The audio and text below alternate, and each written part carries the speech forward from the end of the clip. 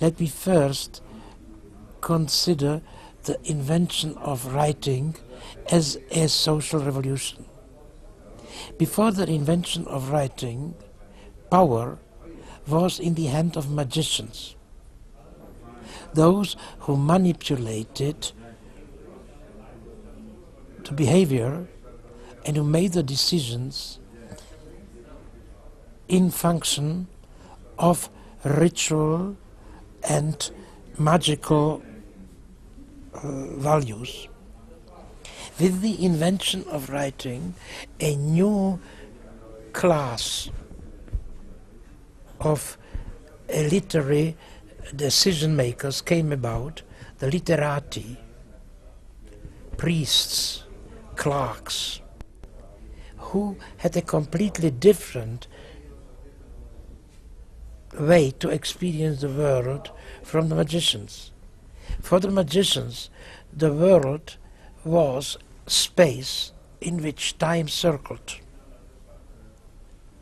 And by circling, it put all the objects that have left their just place back into their place. This was a world of crime and retribution. And the magician was the one who knew how to avoid punishment, who was capable of manipulating destiny. But with the invention of linear writing, a new experience of the world came about, an historical experience. Time no longer circulated, but it was a univocal stream which flew from the past to the future, and all the objects were swimming within the stream. And he who has such an experience thinks in a discursive, logical, causal way. Ever since the linear writing was invented, causality took the place of destiny. And he who mastered the code of linear writing could explain the world in a causal, proto-scientific and later scientific way. The greater part of society continued to live magically. The greater part of society continued to live in the cycles of the season, in the cycles of the feasts. But the literati lived historically, and they governed history in function of their consciousness and used society as a tool for achieving historical goals. So I believe the invention of historical writing is a social revolution. In the 16th century, something happened, and it had two sides to it.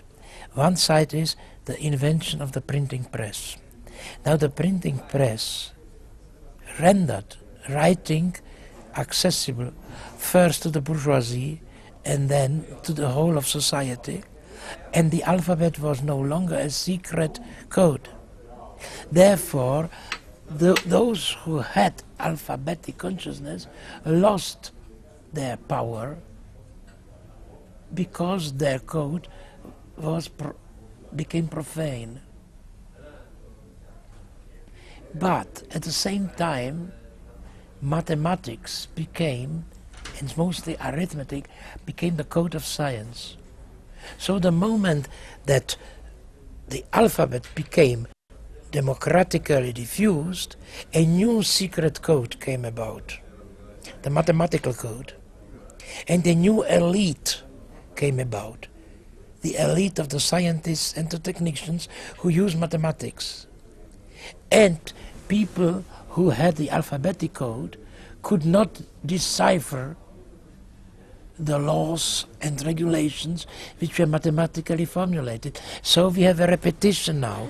We have now an elite which uses a secret code, mathematical and computer codes, and the mass who no longer lives magically but historically.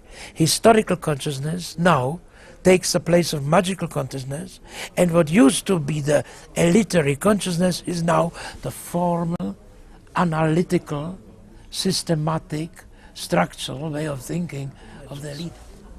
As this mathematization of knowledge became ever more powerful, the world became ever less conceivable and less imaginable. Science proposed a description and a manipulation of the world which nobody who does not know mathematics could understand.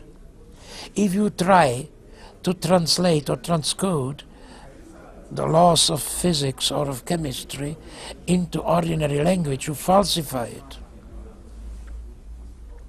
So a point was reached when science proposed a, I don't want to say vision, a overall knowledge of the world which could not be visualized. All of a sudden, a method was found to apply science so that it could result in vision. Now this, if it had not been invented, it would sound completely incredible, but it happened. You can use mechanics and chemistry and optics and build a machine, and that machine can make images.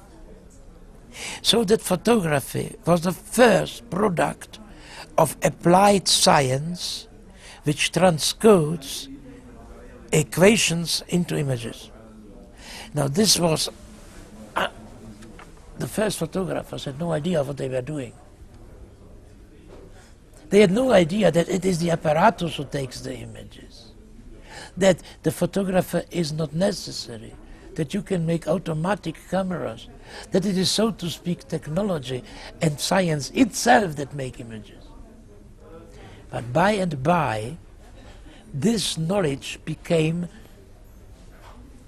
this understanding of how this works became more general, and photographers became conscious of what they were doing. And they tried to make images which are not programmed in the apparatus. Instead of working for the apparatus, they tried to work against it.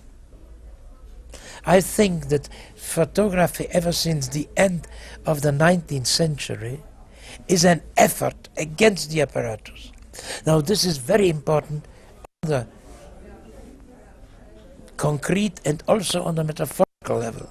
On the concrete level, it is for the first time that people begin to use apparatus in a way not intended by the inventors.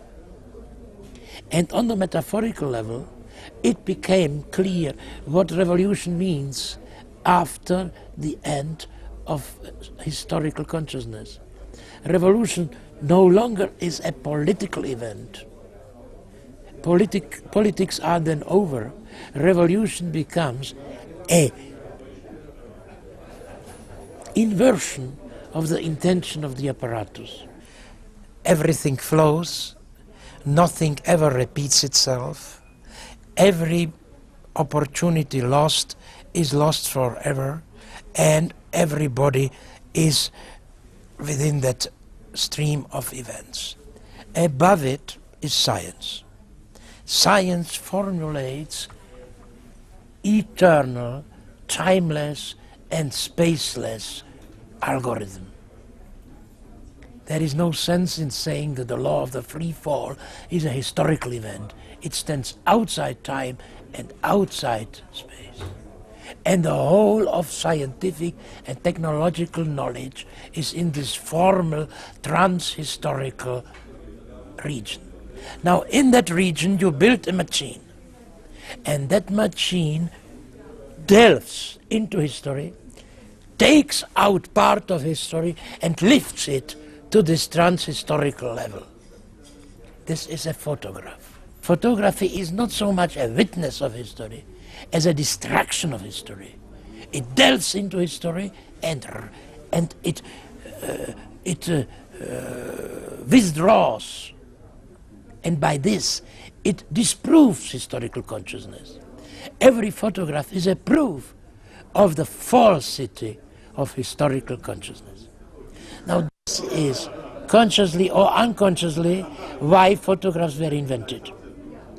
And now, you wanted to ask me something.